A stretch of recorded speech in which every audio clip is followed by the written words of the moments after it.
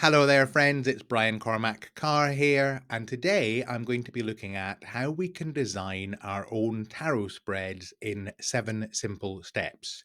I've wanted to make this video for quite a long time because over the years I've often been asked how I choose which tarot spreads I work with, both for myself and in my work with clients.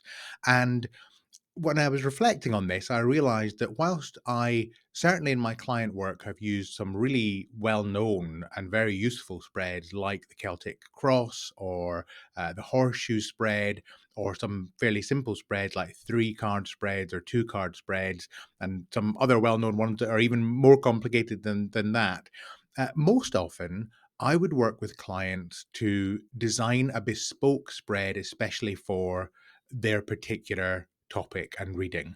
And in fact, we would co-design the spread together. And very often I'd be asked, where did you get this spread from? And I'd say, we're making it up. You and I are making it up as we go along. And that was so powerful and so fun.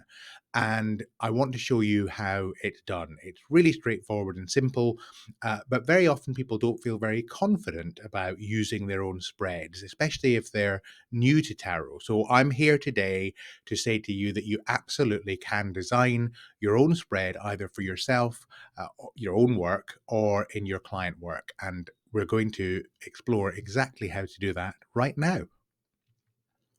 So the first thing I want to address is whether you really need to use a spread or not. And of course, the answer to that is absolutely no. You don't have to use a pre-designed spread or even one that you've co-designed with yourself or with a client before you do a reading. It is possible and permissible simply to pull cards and to reflect on the cards as they come out of the deck, with your question in mind or your issue in mind. That's absolutely fine. Tarot is a very flexible tool, as I'm sure you know. What I would encourage you to do, though, particularly if you're new to tarot, but even if you've read for quite a few years, is to explore working with spreads, because in my experience, they can be extremely useful, especially when they're combined with a very clearly defined question that helps you as the reader or readee to explore the topic at hand with some useful parameters, the parameters of a clearly defined question and a concrete, well designed spread. In my experience, that really amplifies the effectiveness of readings. But I want to emphasize you don't have to use spreads if you don't want to. If you do want to, and you want to know how to design your own, keep watching. So, a rather important question to answer as we go into this topic is, what is a tarot spread anyway? And I've just listed down on this slide some of the things that came to my mind when I asked myself that question. The most obvious answer, and I think everyone would get this, is a spread. A tarot spread is an arrangement of cards, a layout of cards, sometimes in a perceptible design. Some spreads have got very interesting shapes to them, and sometimes just a fairly simple line or a grid of cards. That's a simple answer to what a tarot spread is. Looking at it in a bit more sophistication, we can also say that a tarot spread is a visual map of the tarot consultation. And it's very useful because when we have a tarot spread to work with, we effectively have a beginning, a middle, and an end to the tarot spread. We have a sequence, we have a logical order. That in turn creates almost an agenda for the reading. So we're meeting with either with ourselves or with a client in the context of the question that we want to explore, and we've got an agenda. There are certain things we want to explore, certain topics we want to not miss in this process, and the layout of the cards can really help us with that, as you'll see in a second. Another way of looking at it is that, in a sense, it's a contract between the client and the coach. And as I always say, remember that in this context, you can be both client and coach. If you read for yourself, there's two of you really. in the reading. There's the part of you who is asking the question, and there's the part of you that's interpreting the cards. So this still applies. A contract between the client and the coach and the cards, you might say, where we've agreed to explore certain things, and there they are, concretized in the spread. And we'll get to that in a second. Another nice way of looking at it, I think, is that it's a container for consultation if you're doing a one-to-one reading with somebody else, or for contemplation if you're reading for yourself. It provides a shape within which we can explore the important topics that we've taken and brought to the cards. Uh, we also might see it as a kind of a central point to the reading, something for us to keep coming back to, something for us to keep focusing on, almost like a hub or a fulcrum, something that really kind of the reading can be shaped around. And the important point there to remember is a really useful part of any tarot spread is that it encourages us to focus on the reading as opposed to the reader, the coach. It helps us to not let our own projections come into the consultation room, as it were. And that's true for the client as well. So we've all had the experience, I'm sure, certainly I have, both as reader and readee, of projecting things into the cards that I wanted to see there. And that's something that I've noticed can be a bit more of a risk if we don't have a structure to our reading. Well, a spread helps provide the structure, and it helps us to focus on the questions at hand. And also, it encourages us to really focus on the cards that are appearing within the reading. It reduces the temptation to get rid of a card thinking, I don't really like the look of that, I'll just pull another one. Which is not to say that we can't pull clarification cards in a spread. We absolutely can. The other way I like to think of it is this is kind of repeating what I've just said, but I like this analogy. I think of it as a tuning fork that maintains the tone of the reading. And you'll see when we get to the design part of this process why that is, because we've decided what the spread is going to achieve. We've consciously designed the spread with the client or with ourselves in order to make that happen. And now the energy of that is maintained by the structure of the spread. So I think that's really important. Another nice way of looking at it is and one of my tarot friends talks about it in this way, is as a mandala, as a symbol of the wholeness of the reading and the wholeness of the person who the reading is for. And it reminds us that there is a wonderful pattern at play in this process. And finally, I also like to see it, a designed spread, as a work of art. Maybe like a piece of orchestral music that has a theme to it, an overture that maybe is an early card that contains the elements of the rest of the reading, and then a final card that is almost like the finale of this piece of music, this piece of art that draws everything together, pulls everything together. It provides a wonderful symmetry and pattern to our consultation. And those are just some of the things that I think spreads are useful for. I'm sure you will come up with some of your own. Okay, let's get down to it. How do we design or co-design a spread? It's really, really straightforward. There are 7 steps that I commonly use as I go through this process, either if I'm reading for myself or for someone else. The first thing to do, very importantly, of course, is to pick the topic that we're consulting on and explore that topic. Now, what that means is we sometimes, when we read, particularly for others, I've seen some tarot readers do this. We can sometimes avoid exploring the topic because we don't want to know too much before we actually go into the cards. And that's absolutely understandable. But if you're co designing a spread, it's really important that that spread addresses all the important points of the topic at hand. So, what I would do in this situation is I would explore the topic either with myself or with the client, and I would ask, what is it we want to find out? What is it we want to learn? How deep do we want to go? What that will do is it will suggest certain questions to us that are beyond the simple initial presenting question, if you like. So step 2 is to generate open questions around this topic, not questions that are going to require yes or no answers, but questions that are open and allow exploration. And I would encourage you in this process to generate as many of those as you can.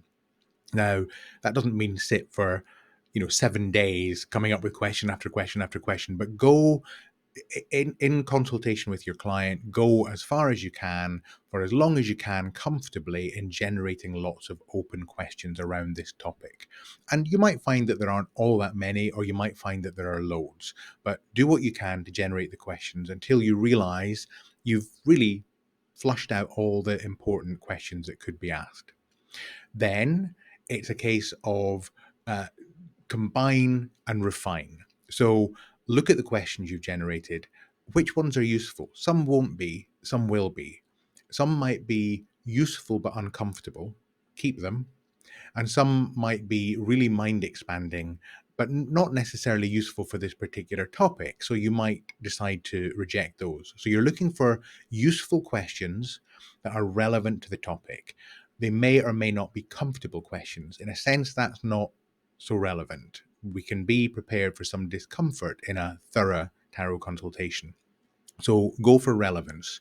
Once you've got your list of relevant questions, see if any of them can be combined into a single question. Try to avoid what you might call portmanteau questions, where you've stuck two questions together and really there are two questions in a single sentence. That's harder for the cards to answer, and it's harder for us as the reader to interpret. So try and keep the sentences in the question straightforward, simple, clear. But if you need to combine some of the questions that are being asked, that's absolutely fine. Once you've done that and you've got your list of refined questions, put them in order of logical sequence. Now, there might be a temporal order that you put them to. So your topic or the main question that's at hand might relate to time, in which case you might explore a sequence that's related to time of cards. But you don't have to. You can also look at spatial ways of sequencing the cards, or there might be subtopics that have come out that are implied by the list of questions you generated. So you might group the cards in that way.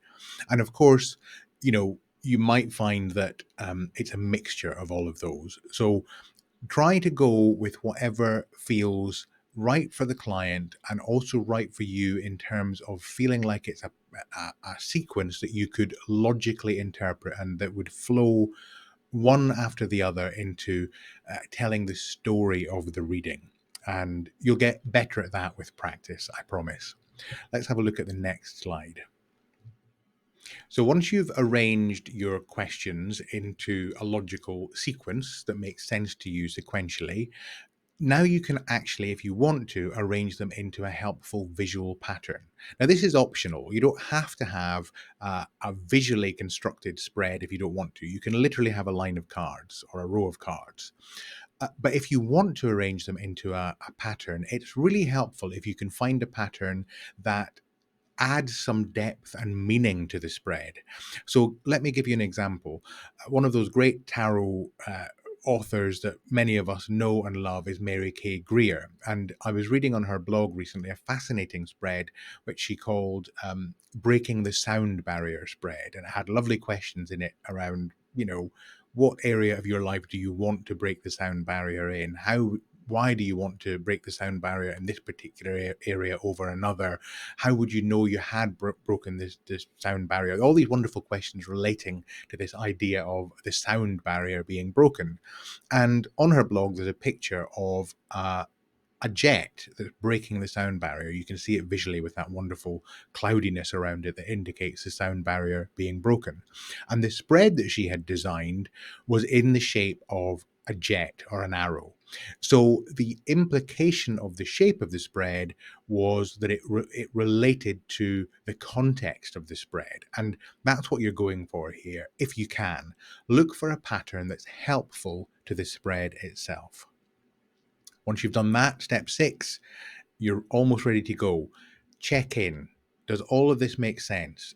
Do the questions make sense? Do the order of the questions make sense? Does the shape of the spread make sense? Is there anything missing? If you're working with a client, you can ask them that question as well. And before you start the reading, what I would always do is double and triple check with the client that we have covered everything they expected us to be covering in the reading. You'll remember I said earlier on that a spread can be almost like an agreement, a contract between the coach and the client and the cards, and also it can be an agenda for the reading. So you want to make sure that nothing's been missed off. So at the end of the reading, what you don't want is either for you or the client to feel, oh, we should have covered this, but we didn't. I forgot to build that in. So just check, what does what you've got make sense? And then step 7, the most obvious one, try it out, practice, and give yourself some time. Don't fall into the trap of doing it once, and if it doesn't go perfectly that first time, thinking, oh, this is rubbish, my spread is awful, and just throwing it out, unless you really, really think that you've messed up in some way. What I'd encourage you instead to do is to practice a few times. You can practice on yourself if that would make you feel more comfortable, but try it out also with other people and get some feedback. How was it for them? How was it for you as the reader? And that's the best way to refine a spread, because once you've practiced and you've got feedback from yourself and from your clients, you can adjust that spread to suit. So that, my friends, is how to design your own tarot spread in 7 simple steps. Okay, before I go, I just want to make you aware of my own tarot spreads book, 20 Self-Care Tarot Spreads. And just like the name implies, this little booklet contains 20 spreads that I've designed, all based around the theme of self-care. So you'll find spreads in here that are about moving from burnout to a sense of contentment. There are spreads in here that are about building our confidence. There are spreads in here that are about checking in with our creativity. There's a chakra spread. There's working with the new moon spread. There's a whole host of different spreads, 20 of them actually. And I encourage you to take a look if you are so minded. The link for the book will be available somewhere around this video, I'm sure, certainly in my link tree on my Instagram, and you can find all the details there. And I'm going to give you a little bit of a preview. This is from a course that I recorded recently for another project, in which I am describing one of the spreads in the book, and it's the Burnout to Bliss Tarot spread. So that's next. There are 5 positions in this spread. Now, you might like to take your cards from the top of the deck face down once you've shuffled it. That's the normal way to do it. But another fun thing to do is to lay out the first 4 cards that way, and to take the 5th one, still face down, from the very bottom of your deck after you've shuffled. That can be a nice way of accessing some hidden wisdom from the tarot, which would certainly be appropriate for this 5th position. But either way is fine. Once you've placed your cards, you turn them face up and take a look. And by the way, you don't have to just lay one card in each position.